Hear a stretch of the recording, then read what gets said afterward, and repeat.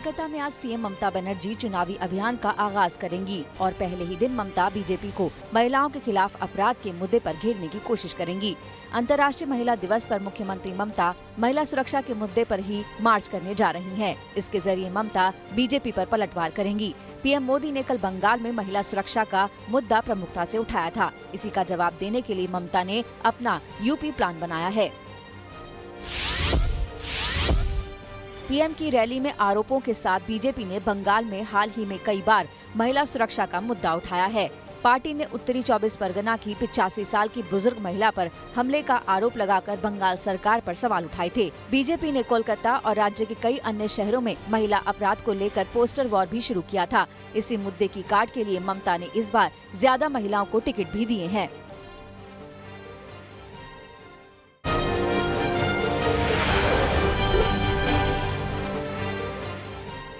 कोलकाता के brigade parade ground पर हुई रैली में प्रधानमंत्री मोदी ने ममता बनर्जी पर जमकर हमला बोला।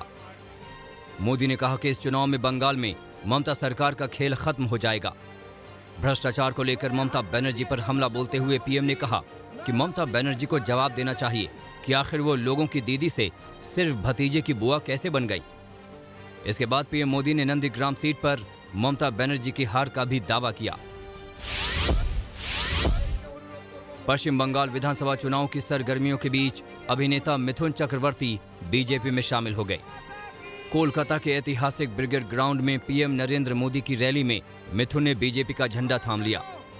इस मौके पर मिथुन चक्रवर्ती ने मंच से हुंकार भरी और कहा कि मैं कोबरा हूं, कोई लोगों का हक छीनेगा तो मैं खड़ा हो जाऊंगा। टीएमसी से राज्यसभा सांसद रहे मिथुन चक्रवर्ती के बीजेपी में शामिल होने के बाद तृणमूल कांग्रेस ने उन पर करारा हमला बोला। टीएमसी सांसद सौगत रॉय ने कहा कि मिथुन चक्रवर्ती आज के स्टार नहीं हैं, वो गुजरे जमाने के सितारे हैं। उन्होंने 4 बार विचारधारा बदली है। पहले वो नक्सल से जुड़े थे, फिर सीपीएम में गए, इसके बाद टीएमसी में शामिल हुए और अब बीजेपी में गए हैं।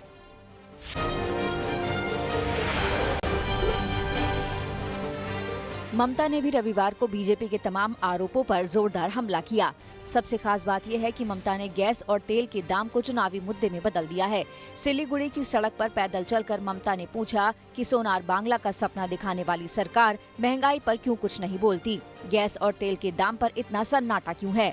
ममता के हाथ में प्ले कार्ड था जिसमें गैस की बढ़ती कीमतों पर सवाल पूछे गए थे। पदयात्रा में बड़ी संख्या में महिलाओं को शामिल किया गया था। ममता करीब 2.5 किलोमीटर पैदल चली। पदयात्रा खत्म हुई तो मंच से पीएम पर ताबड़तोड़ हमले किए गए। বড় বড় ভাষণ দেন, এসে শুধু বলেন বাংলায় পরিবর্তন होगा। আরে বাংলায় পরিবর্তন হবে না, বাংলায় তৃণমূল कांग्रेस থাকবে, পরিবর্তন দিল্লি में होगा, आपका जाना पड़ेगा। জানি না যতগুলো ইলেকশন হচ্ছে দেখে নিন, আগামী দিনে তো 5টা স্টেটে ইলেকশন আছে, 5টা ছক্কা খাবেন। केंद्रीय मंत्री गिरिराज सिंह ने एक बार फिर से बिहार सरकार को लेकर नाराजगी जाहिर की है। इस बार उन्होंने बात नहीं सुनने वाले अफसरों की पिटाई की वकालत कर डाली। गिरिराज सिंह ने अपने संसदीय क्षेत्र बेगूसराय की एक सभा में राज्य सरकार के उन अधिकारियों को धमकाया था जो किसी की बात नहीं सुनते। एक शख्स ने सीओ के खिलाफ केंद्रीय मंत्री से शिकायत की तो गिरिराज ने कुछ इस अंदाज में बताया कि कैसे सुनेंगे अधिकारी।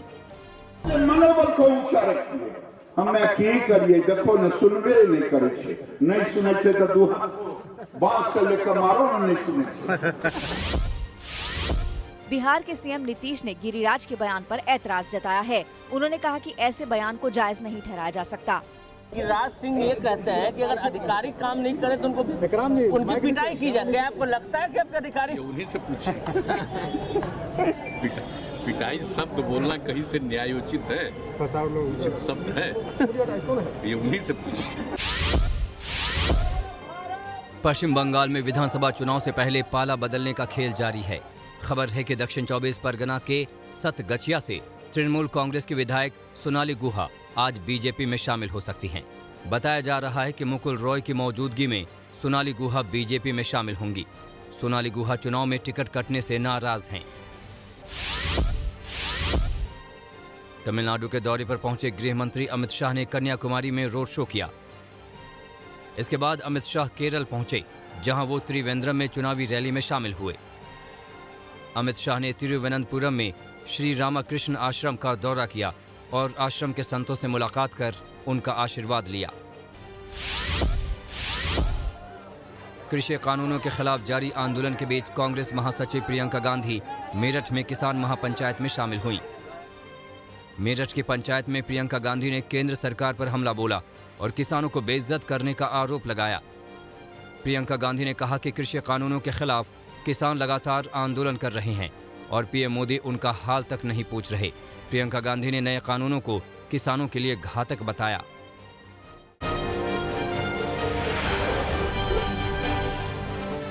आज संसद में बजट सत्र का दूसरा चरण शुरू होने जा रहा है। ऐसे में कांग्रेस केंद्र की मोदी सरकार पर दबाव बनाने के लिए स्थगन प्रस्ताव लाने पर विचार कर सकती है। देश भर में बढ़ रही महंगाई और पेट्रोल डीजल की कीमतों के विरोध में और उन पर सदन में चर्चा कराने के लिए कांग्रेस संसद के दोनों सदनों में स्थगन प्रस्ताव का नोटिस ला सकती है। पेट्रोल डीजल की कीमतों को लेकर विपक्ष लगातार केंद्र की मोदी सरकार को घेर रहा है। स्थगन प्रस्ताव सदन का ध्यान किसी अत्यंत महत्वपूर्ण विषय की ओर खींचने के लिए लाया जाता है। अगर ये मंजूर होता है तो सारा काम रोककर इस पर चर्चा होती है।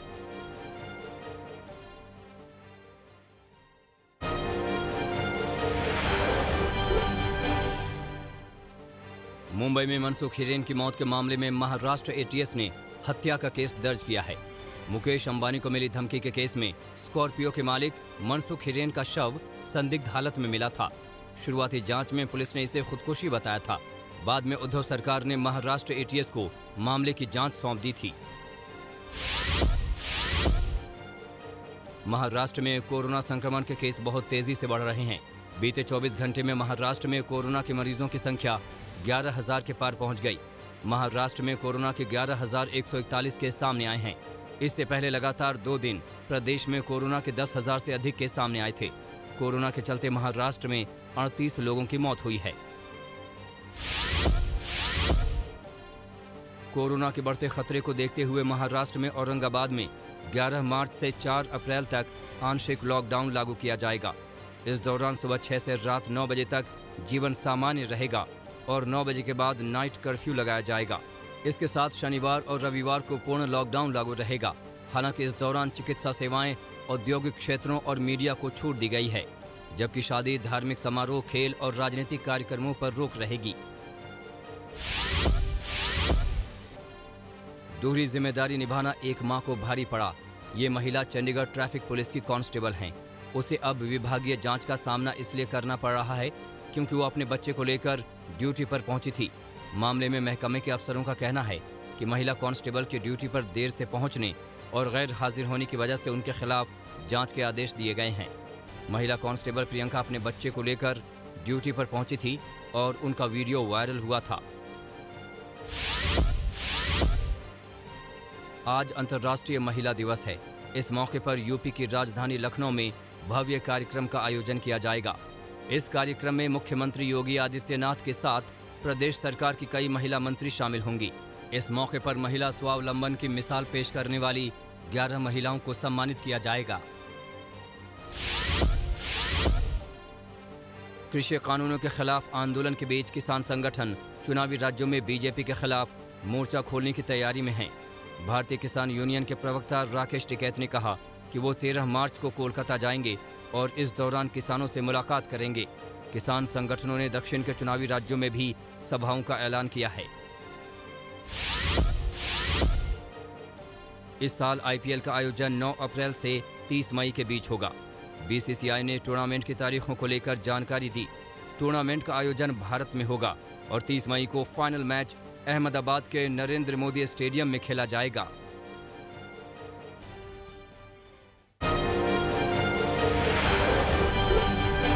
मध्य प्रदेश के छतरपुर में एक शख्स को लोगों ने इतना पीटा कि अस्पताल ले जाते वक्त उसकी मौत हो गई।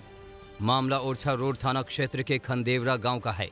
आरोप है कि मृतक ने नाबालिग से छेड़छाड़ की थी।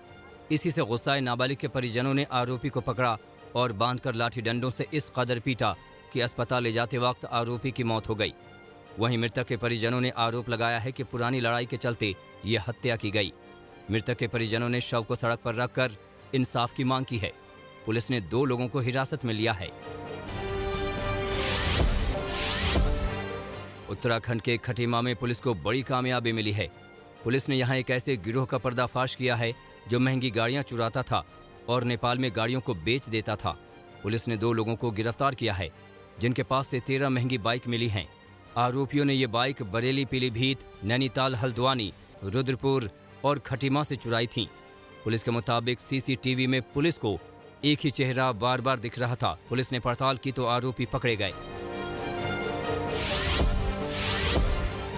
बैतूल में कांग्रेस विधायक निलय डागा को जान से मारने की धमकी दी गई है। धमकी देने वाले ने फोन पर कहा कि 8 दिन में विधायक का काम तमाम कर देंगे। पुलिस के मुताबिक धमकी सीधे विधायक को नहीं दी गई, बल्कि उनके पड़ोसी को फोन प्राइवेट नंबर से किया गया था। जिस वक्त फोन किया गया विधायक सतना गए हुए थे। पुलिस ने धमकी देने का मामला दर्ज कर लिया है। साथ ही नंबर ट्रेस करने की कोशिश हो रही है। पुलिस के मुताबिक लोकेशन के हिसाब से धमकी उज्जैन से दी गई। राजस्थान के धौलपुर में नाबालिग के साथ गैंगरेप का मामला सामने आया है। बताया जा रहा है कि निहालगंज थाना क्षेत्र में 2 युवकों ने नाबालिग का अपहरण किया और उसे जबरदस्ती नशीला पदार्थ खिलाकर उसके साथ गैंगरेप किया। लड़की के पिता ने 2 लोगों के खिलाफ नामजद केस दर्ज कराया है। पुलिस आरोपियों की तलाश में जुट गई है। वहीं लड़की का अस्पताल में इलाज चल रहा है। यूपी के शाहजहांपुर में यौन शोषण का अजीबोगरीब मामला सामने आया है। यहां 26 साल पहले एक महिला के साथ यौन शोषण हुआ था, जिसकी रिपोर्ट अब दर्ज की गई है। ये रिपोर्ट अदालत के आदेश के बाद दर्ज की गई है। बताया जा रहा है कि एक महिला का 2 सगे भाइयों ने 26 साल पहले यौन शोषण किया था। महिला के बेटे ने जब महिला से अपने पिता का नाम पूछा तो मामले का खुलासा हुआ। अब पुलिस मामले में DNA टेस्ट कराने की बात कह रही है।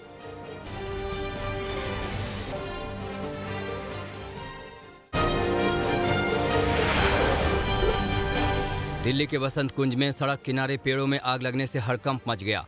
आग से उठने वाले धुएं से पूरे इलाके के लोग प्रभावित हुए। सूचना पर फायर ब्रिगेड की टीम पहुंची, जिसने घंटों की मशक्कत के बाद आग पर काबू पाया। आग कैसे लगी, इस बाबत कोई जानकारी नहीं मिली है। चेन्नई में एयरपोर्ट पर कस्टम अधिकारियों ने सोने की तस्करी का खुलासा किया है। यहां एक शख्स के पास से करीब 730 ग्राम सोना मिला है, जिसकी कीमत करीब 36 लाख रुपए आंकी जा रही है। बताया जा रहा है कि यह सोना साबुन के एक डिब्बे में छिपा कर लाया गया था। पुलिस ने एक शख्स को गिरफ्तार किया है और उससे पूछताछ कर रही है। कानपुर में एक लड़की के साथ रेप करने वाले आरोपी की अस्थायी जेल में मौत हो गई। मामला सचंडी इलाके का है। 5 फरवरी को यहां एक लड़की के साथ रेप की वारदात हुई थी। पुलिस से बचकर भागते वक्त आरोपी रेल की पटरी पर गिरा था, जिससे उसे गंभीर चोटें आई थीं। पुलिस ने आरोपी को गिरफ्तार करके अस्थायी जेल भेज दिया था, मगर आरोपी की यहां मौत हो गई। आरोपी के परिजनों की माने तो लड़की के घर वालों ने आरोपी को इतना पीटा था कि उसकी मौत हो गई। यूपी के शाहजहांपुर में हनी ट्रैप से जुड़ा सनसनीखेज मामला सामने आया है, जिसमें शाहजहांपुर पुलिस और राजस्थान पुलिस के संयुक्त टीम ने लोगों को अपने प्रेम जाल में फंसाकर रुपए ऐंठने वाली एक महिला को गिरफ्तार किया है। पुलिस की माने तो महिला के 4 साथी पहले ही गिरफ्तार हो चुके हैं। राजस्थान पुलिस महिला को अपने साथ जयपुर ले गई और पूरे मामले की पड़ताल कर रही है।